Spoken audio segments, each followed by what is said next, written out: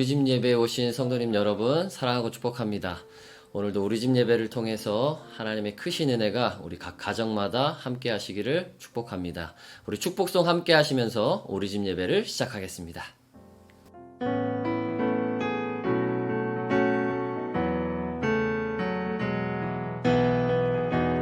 하나님의 사랑이 당신의 삶 가운데 가득하기를 축복합니다.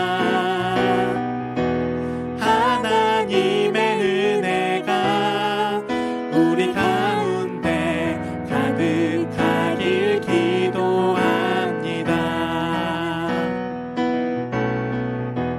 하나님의 사랑이 당신의 삶 가운데 가득하기를 축복합니다.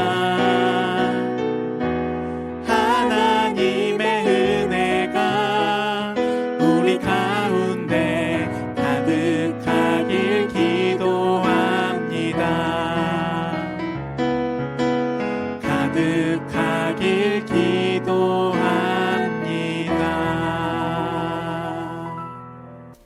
나는 전능하신 아버지 하나님 천지의 창조주를 믿습니다. 나는 그의 유일하신 아들 우리 주 예수 그리스도를 믿습니다. 그는 성령으로 잉태되어 동정녀 마리아에게서 나시고 본디오 빌라도에게 고난을 받아 십자가에 못 박혀 죽으시고 장사된 지 사흘 만에 죽은 자 가운데서 다시 살아나셨으며 하늘에 오르시어 전능하신 아버지 하나님 우편에 앉아 계시다가 거기로부터 살아있는 자와 죽은 자를 심판하러 오십니다. 나는 성령을 믿으며 거룩한 공교회와 성도의 교제와 죄를 용서받는 것과 몸의 부활과 영생을 믿습니다. 아멘.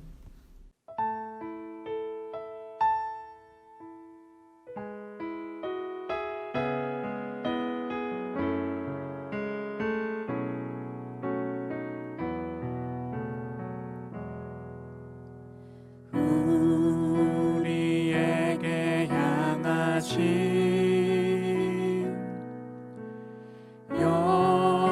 여호와의 인자하심이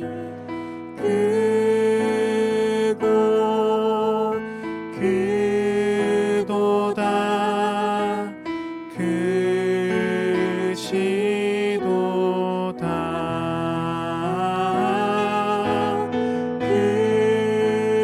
크고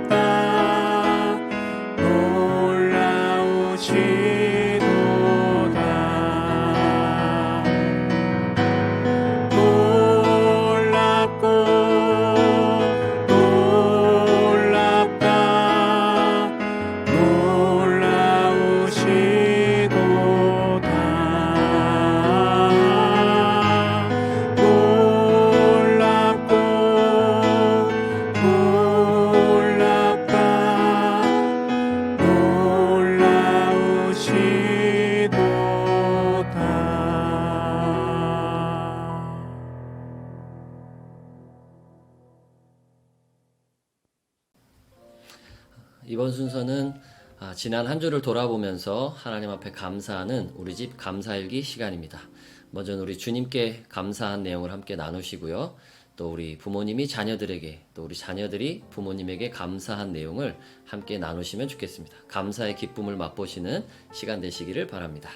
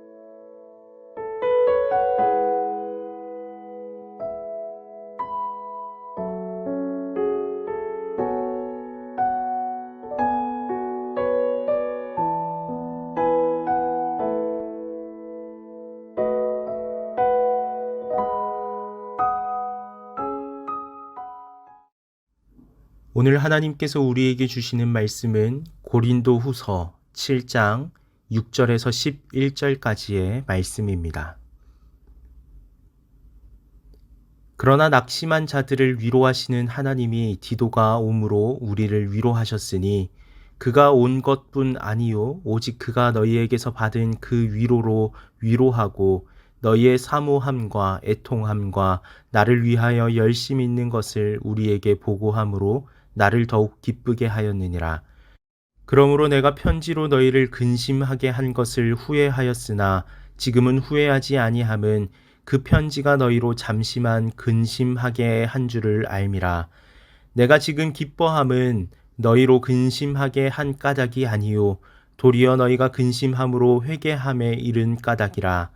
너희가 하나님의 뜻대로 근심하게 된 것은 우리에게서 아무 해도 받지 않게 하려 함이라. 하나님의 뜻대로 하는 근심은 후회할 것이 없는 구원에 이르게 하는 회개를 이루는 것이요 세상 근심은 사망을 이루는 것이니라.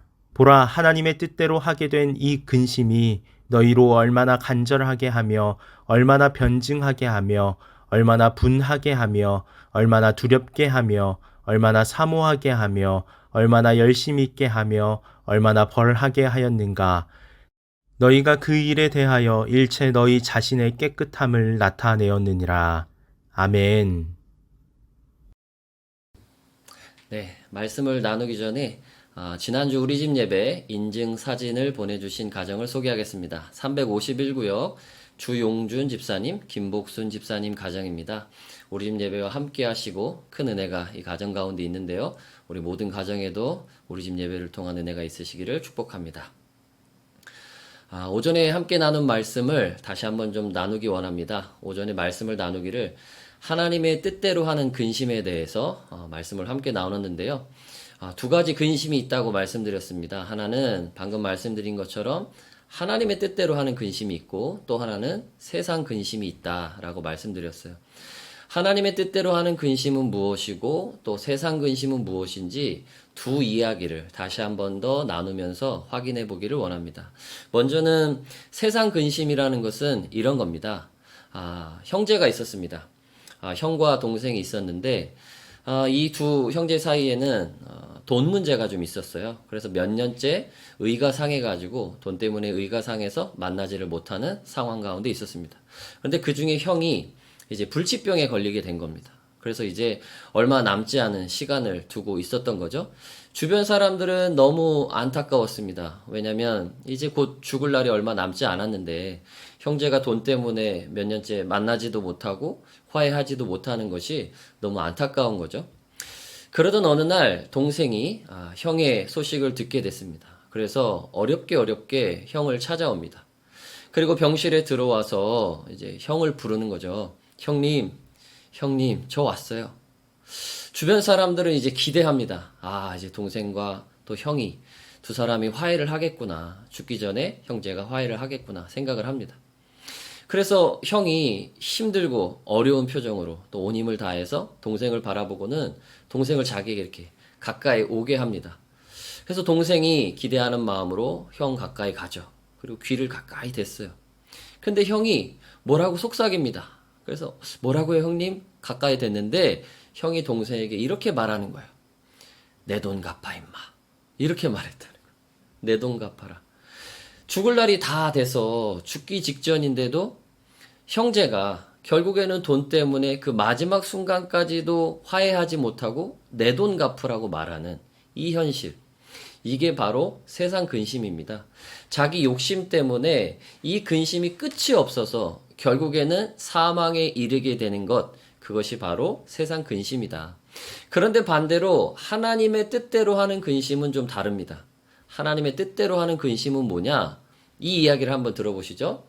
이번에도 이제 생을 얼마 남겨두지 않은 한 장로님이 계셨어요. 이 장로님은 교회에서는 아주 신앙생활을 잘 하는 분으로 알려져 있는 분인데, 그런데 조금 안타깝게도 가족들이 볼 때는 조금 그렇지 못한 모습도 있었던 것 같아요. 그래서 이제 아버지 장로님이 이제 투병하시면서 얼마 남지 않은 생을 두고 있으니 가족들이 또 자식들이 함께 다 아버지를 위해서 기도하는 겁니다. 함께 기도하는데 어느 날 그 장로님의 딸의 마음속에 하나님이 이런 마음을 주시는 거예요. 내 아버지에게 가서 회개하도록 권면해라. 네 아버지에게 가서 회개하라고 권면해라. 이런 마음을 딸에게 주는 겁니다. 근데 여러분 생각해 보세요. 아무리 하나님의 마음이 그렇다곤 하지만 자식이 아버지한테 가서 회개하라고 말씀하십니다. 회개하셔야 돼요. 라고 말한다는 게 결코 쉽지 않거든요. 그래서 이 딸이 너무 갈등이 되는 거예요. 하지만 아버지를 놓고 기도할 때마다 이 하나님이 주시는 마음이 너무 강렬한 거예요. 아버지에게 가서 회개하라고 권면해라. 섣달이 혼자서 어떻게 하지를 못하다가 이제 가족들과 함께 상의했습니다. 하나님께서 이런 마음을 주신다. 어찌해야 될까요? 그랬더니 온 가족이 아버지에게 가서 말씀드려야 된다는 거죠. 그래서 온 가족이 아버지에게 갔어요. 그리고는 어렵게 말을 꺼냅니다. 아버지, 하나님이 아버지 돌아가시기 전에 회개하라고 말씀하십니다. 아버지 돌아가시기 전에 회개하라고 말씀하세요. 이 말을 들은 이 장로님 아버지가 어떠셨을까요? 대번 화를 내시는 거죠. 버럭 화를 내시면서 이렇게 말씀하시는 거예요. 아니, 내가 지금까지 신앙생활을 하면서 얼마나 열심히 살았는데, 내가 교회를 위해서 한 일이 얼마나 많은데, 내가 교회를 위해서 감당한 일이 얼마나 많은데, 너희들이 나한테 그런 말을 할 수 있느냐? 하고는 가족들을 다 내쫓아버리는 거예요. 그런데 희한하죠? 그 말을 들은 이 장로님의 마음 속에 회개하라고 하는 이 자녀들의 그 하나님이 회개하라고 말씀하신다는 그 권면의 말이 이 장로님의 마음에 계속 울리는 거예요. 잠을 자려고 해도 그렇고 치료를 받으려고 해도 그렇고 식사를 하려고 해도 계속 회개해야 된다라고 하는 그 말이 계속 울리는 겁니다. 그리고 며칠이 지났습니다. 이 장로님이 이 아버지가 다시 가족들을 다 불러 모았어요. 그리고 이렇게 말하는 거야. 내가 남편으로서 그리고 아버지로서 그리고 내가 장로로서 회개할 것이 있다. 그러면서 회개의 고백을 하시는데 평소 가족들도 다 알지 못했던 내용들까지도 다 포함해서 회개하기 시작하시는 거예요. 그리고는 온 가족과 함께 회개 기도를 하나님 앞에 드리게 됐다라는 거예요. 그리고 이 장로님은 그렇게 회개 기도를 한 이후에도 하나님의 부르심을 받을 때까지 회개할 것이 생각나면 또 무릎 꿇고 기도하고 또 회개할 것이 생각나면 또 무릎 꿇고 기도하고 계속 그렇게 기도하다가 하나님 품에 안기게 됐다라고 하는 겁니다. 여러분, 이게 바로 하나님의 뜻대로 하는 근심을 가진 사람의 모습이에요. 세상 근심은 죽을 때까지도 끝이 없어서 화해하지 못하게 할 만큼의 그런 사망에 이르는 근심이지만 하나님의 뜻대로 하는 근심은 회개함으로 구원에 이르게 하는 은혜가 있다라고 하는 거예요.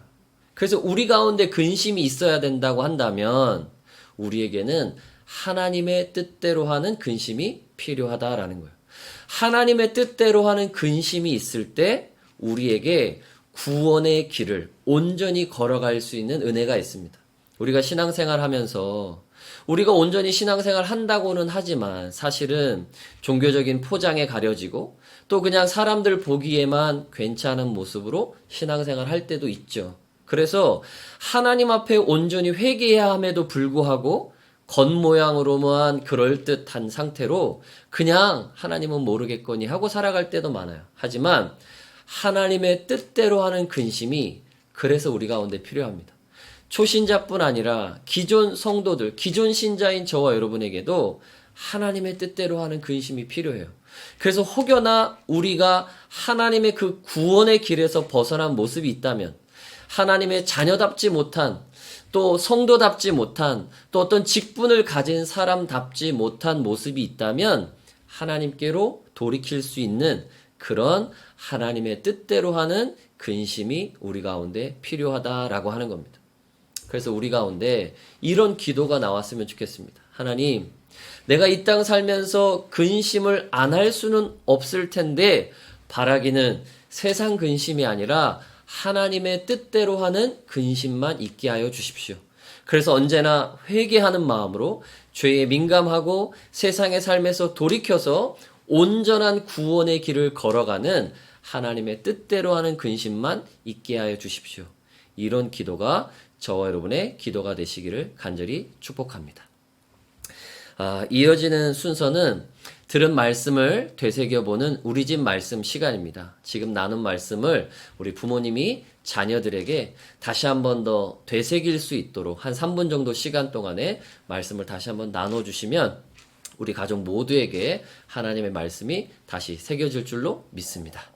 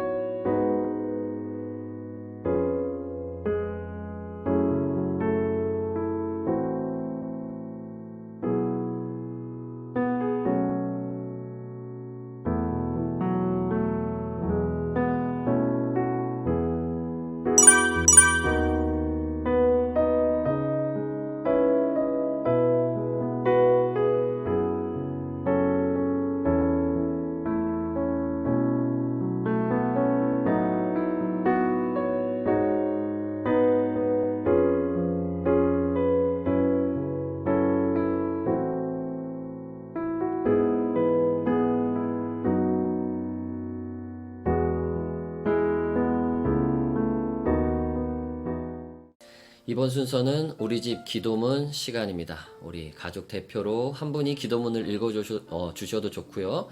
온 가족이 함께 기도하는 마음으로 천천히 읽으셔도 좋겠습니다. 앞에 화면에 보이는 기도문을 간절히 기도하는 마음으로 함께 보시기를 바라겠습니다.